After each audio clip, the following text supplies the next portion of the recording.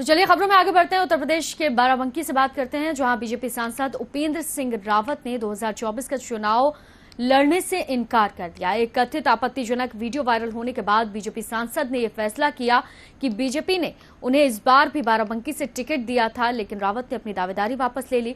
उपेंद्र सिंह रावत ने कहा कि जब तक उन्हें क्लीन चिट नहीं मिलती है वो चुनाव नहीं लड़ेंगे।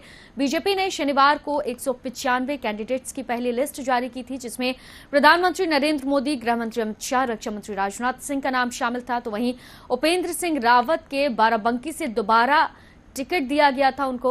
इस बीच सोशल मीडिया पर एक उपेंद्र रावत का आपत्तिजनक वीडियो वायरल हो गया था, जिसमें वो एक विदेशी महिला के साथ आपत्तिजनक हालत में दिख रहे थे। अश्लील वीडियो सोशल मीडिया पर वायरल होने के बाद सांसद के प्रतिनिधि दिनेश चंद्र रावत ने पुलिस में इसकी शिकायत की। शिकायत में वायरल वीडियो को फेक बताया गया, साथ ही एडिटेड भी कहा गया। तो आपको बता दें कि मामले की निष्पक्ष जांच की मांग की गई है।